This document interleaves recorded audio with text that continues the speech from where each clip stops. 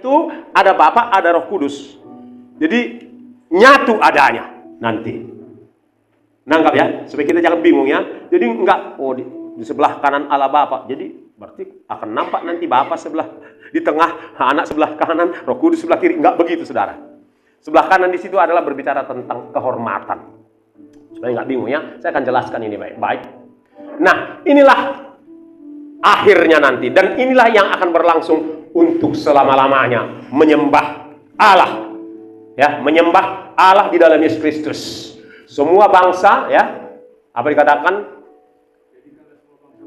Itu tadi banyak, tidak dapat terhitung jumlahnya dari segala bangsa, suku, ya, termasuk suku Nias, kan begitu saudara-saudara. Nias Utara, Nias Selatan, ya kan, Nias Barat, semua itu, suku Toba, suku Simalungun, Karo, semuanya suku, ya, semua suku-suku di sana, dan kaum, ya, bahasa, ya, semua bahasa, ya, berdiri di hadapan tahta dan di hadapan anak domba, memakai jubah putih dan memegang daun palem di tangan mereka, menyembah, mengeluh-elukan Tuhan Yesus, beribadah. Haleluya, katakan beribadah.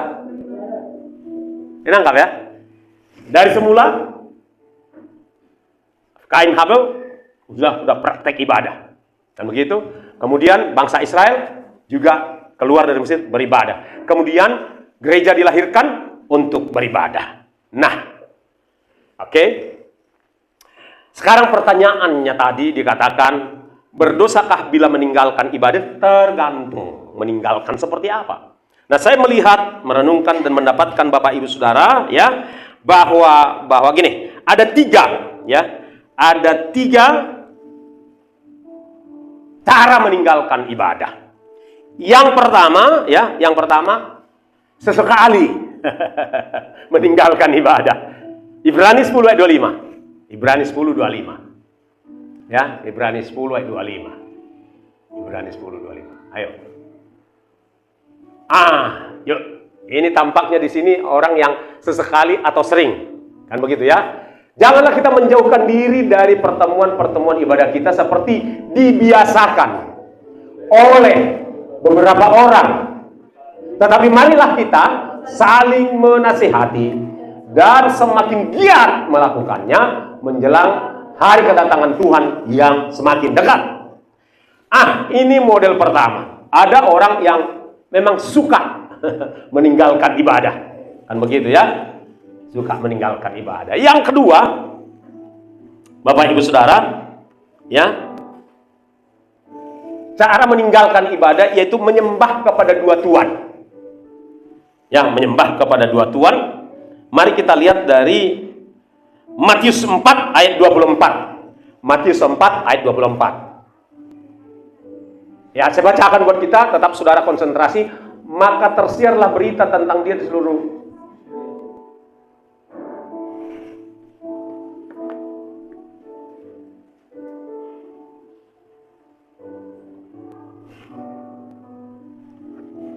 ini pasti salah kutip, yaitu ayat yang berbicara kepada mengabdi kepada dua Tuhan, yaitu kepada Allah dan kepada Mammon. Ya, saya carikan dulu buat kita.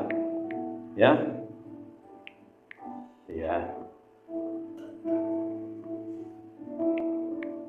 Oke. Nah. Oke. Matius 6 ayat 24. Ya. Oke, Matius 6, jadi bukan Matius 4 ya. Mohon maaf. Tak seorang pun dapat mengabdi kepada dua Tuhan. Ya kan? Karena jika demikian ia akan membenci yang seorang dan mengasihi yang lain, atau ia akan setia kepada yang seorang dan tidak mengindahkan yang lain. Kamu tidak dapat mengabdi kepada Allah dan kepada Mammon. Cara meninggalkan ibadah model yang kedua yaitu mengabdi kepada dua Tuhan. Minggu dia ke gereja, nanti Senin, Selasa sampai Sabtu dia lupa Tuhan. Dia hanya ingat duit. Kan gitu saudara. Bahkan ada, tentu tidak di tempat ini, ada di tempat lain, Minggu dia ke gereja beribadah, tetapi untuk memperlancar jualannya dia pergi kepada dukun. Ada itu di tempat lain. Nah, ini namanya mengabdi kepada. Ini juga model meninggalkan ibadah.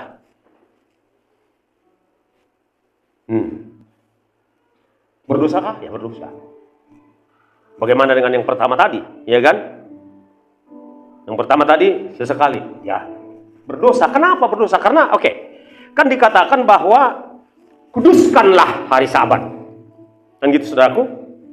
Jadi hari Sabat itu bisa hari Sabtu, bisa hari Minggu, bisa hari Senin. Pokoknya hari atau jam di mana kita mengkhususkan diri beribadah kepada Allah itu adalah Sabat. Sabat model perjanjian baru. Jadi Sabat bukan soal harinya. Di perjanjian lama Sabat itu hari Sabtu. Tetapi Sabat di dalam Yesus Kristus, setiap jam yang kita gunakan untuk beribadah kepada Tuhan, itulah Sabat. Nah, saudaraku yang dikasihi oleh Tuhan Yesus Kristus, kalau kita sudah tidak ada lagi waktu, baik saat teduh, tidak ada lagi ibadah, tidak peduli lagi Tuhan, lebih penting sarapan pagi, lebih penting beres-beres rumah, lebih penting cepat-cepat mandi untuk pergi kerja, gak ada lagi ibadah pribadi kepada Tuhan, yaitu dosa juga dong. Kenapa? Karena sudah lebih penting itu daripada Tuhan Yesus yang sudah mencurahkan seluruh darahnya, mengorbankan tubuhnya menjadi ransom, menjadi tebusan, sebagaimana dalam slogan kita kan. Dia sudah menyediakan dirinya menjadi, dan dia Allah yang cemburu. Dia adalah pribadi yang cemburu, saudara-saudara. Cemburu, jadi dosa. Nggak bisa bahwa meninggalkan ibadah model yang manapun, ya itu dosa. Apakah model sekali-sekali meninggalkan ibadah, ataukah model menyembah, mengabdi kepada dua Tuhan, yaitu dosa, saudara-saudara. Membuat dia cemburu. Lalu yang ketiga, model yang ketiga, meninggalkan ibadah model permanen. Permanen dia. Permanen itu apa? Murtad. Mari kita lihat, saudaraku, dari Ibrani 6 ayat 6. Ibrani 6 ayat 6.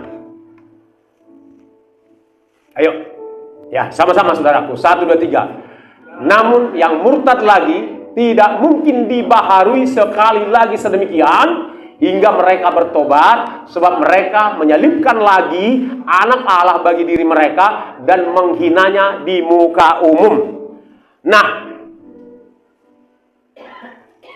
model meninggalkan ibadah yang permanen dia murtad.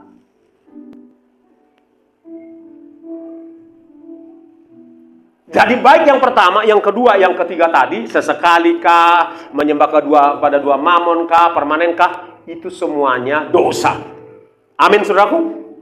Dan kalaupun yang pertama dan yang kedua juga permanen dilakukannya, yang tadinya sesekali lalu berlangsung seterusnya, ya binasa. Masuk kepada pertanyaan kedua, binasakah kalau meninggalkan ibadah kalau permanen? Ya kan, kalau udah nggak beribadah lagi kepada Tuhan Yesus, yang tadinya beribadah kepada Tuhan Yesus, itu namanya murtad.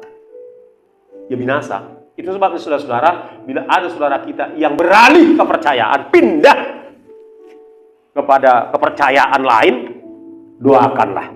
Mungkin kalau saudara menginjili, boleh. Kalau ya kadang saudara mungkin berpikir akan mendapat serangan balik. Tapi coba dulu baik-baik menyampaikan kebenaran itu kepada mereka. Dan sembari didoakan, saudara-saudara. Karena memang jelas Bapak Ibu Saudara, bahwa hanya Yesuslah satu-satunya juru selamat dunia untuk bisa masuk kepada ibadah yang kekal itu. Amin, saudaraku. Hanya melalui Yesus yang bisa masuk kepada ibadah yang kekal itu. Jadi pertanyaan dari tema kita sudah terjawab, saudaraku, bahwa meninggalkan ibadah secara permanen untuk seterusnya, ya berdosa dan binasa. Ya, saya ulangi, berdosa dan binasa. Haleluya, haleluya.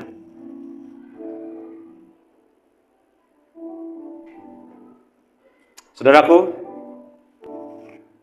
kita lihat sejenak kembali untuk meneguhkan bahwa hidup ini adalah soal ibadah. Roma 12 ayat yang kedua.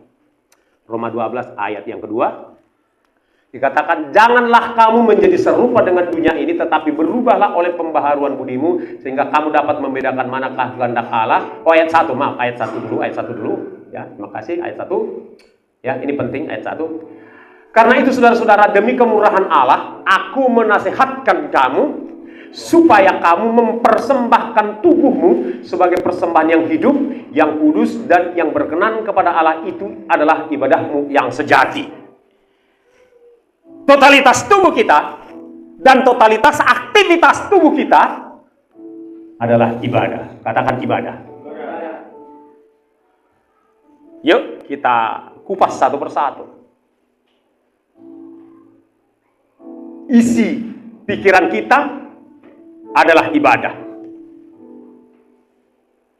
Apa yang dilihat oleh mata kita adalah ibadah. Apa yang diucapkan oleh mulut kita adalah ibadah. Apa yang dikerjakan oleh tangan kita adalah ibadah. Apa yang diinjak, dilangkahkan, kemana kaki kita melangkah adalah ibadah. Adakah kita pikirkan kebenaran, kehendak Allah? Adakah kita pikirkan hal yang baik, yang benar, dan yang kudus? Itu adalah ibadah. Adakah kita lihat hal-hal yang kudus atau yang cemar? Itu adalah ibadah kita. Apakah yang diucapkan oleh mulut bibir kita adalah ibadah? Itu sebabnya, apalagi mulut Bapak Ibu Saudara, kita pikir hanya kebaktianlah ibadah. Nanti habis dari sini, kalau udah keluar dari sini, udah boleh maki-maki. Ibadah udah kutunaikan ibadahku. Sekarang udah keluar dari ibadah. Sekarang aku di jalanan boleh maki-maki, boleh bully, boleh bohong, boleh dan seterusnya. Tidak, Bapak Ibu Saudara. Setiap kata yang keluar dari mulut kita adalah ibadah. Bukankah Amsal juga mengatakan, hidup mati ditentukan oleh lidah, siapa menggemakannya memakan buahnya. Kalau mulut bibir kita menggemakan kehidupan, kebaikan, hal yang baik, maka itulah yang akan kita petik. Mulut kita menggemakan sehat, kuat, panjang umur, maka itulah yang terjadi dalam hidup kita. Amin. Tapi kalau sebaliknya, ya sebaliknya yang terjadi. Ya kan, ketika mulut kita memberkati pernikahan kita, pernikahanku langgeng, walaupun ada tantangan, tapi pernikahanku langgeng, tidak akan ada kata cerai, saudara-saudara, maka tidak akan ada perceraian. Tapi kalau mulutnya mengucapkan itu terus-menerus, bisa terjadi. Haleluya. Jadi, ibadah dalam totalitas. Katakan, ibadah dalam totalitas. Apa yang dipegang tangan kita adalah ibadah. Ikutkah tangan kita melakukan korupsi? Ikutkah tangan kita membagi-bagi uang hasil kejahatan? Haleluya. Godaan dari dunia sangat kuat. Dari dunia politik, dari dunia bisnis, dari dunia ini sangat-sangat kuat godaan dan tarikannya. Itu sebabnya saudara-saudara yang dikasihi oleh Tuhan Yesus Kristus, kita harus sungguh-sungguh beribadah kepada Tuhan supaya kita punya kekuatan menolak daya tarik dunia ini. Katakan amin. Masih tentang totalitas ibadah. Kita lihat dari 1 Yohanes 2 ayat 15. 1 Yohanes 2 ayat 15. 1 Yohanes 2 ayat 15. Kita perkatakan sama-sama, saudaraku. 1, 2, 3.